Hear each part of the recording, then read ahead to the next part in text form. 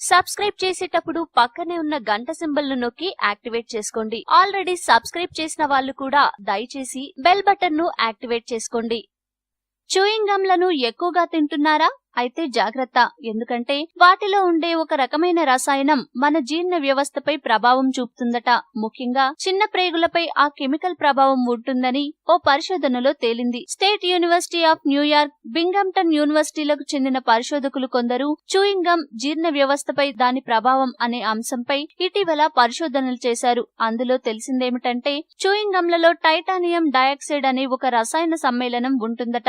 అయితే ఎప్పుడో ఒక చూయింగ్ గమ్ చొప్పున తింటే ఏం కాదు, కానీ అదే పనిగా చూయింగ్ గమ్లు నమిలితే దాంతో సదరు టైటానియం డయాక్సైడ్ ఎక్కువగా జీర్ణాశయంలోకి వెళ్తుంది. అనంతరం అది చిన్న పేగుల వద్దకు వెళ్లి అక్కడే పొరలా వ్యాపిస్తుంది. అనంతరం మనం తిన్న ఆహారం నుంచి పోషకాలు విడిపోయి చిన్న పేగుల ద్వారా అవి శోషించుకోబడే సమయంలో అప్పుడు ఈ టైటానియం డయాక్సైడ్ వాటికి అడ్డుపడుతుందట.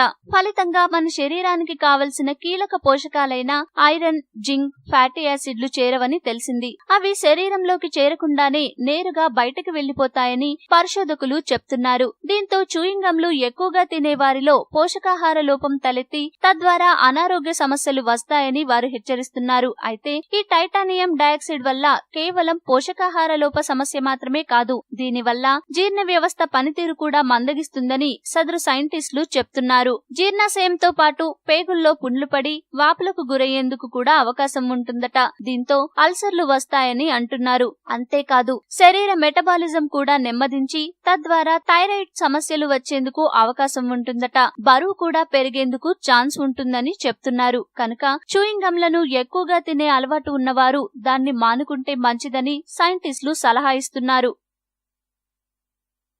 ఈ వీడియో మీకు నచ్చితే లైక్ చేయండి, అందరికీ షేర్ చేయండి, కానీ సబ్స్క్రైబ్ చేయడం మాత్రం మర్చిపోకండి.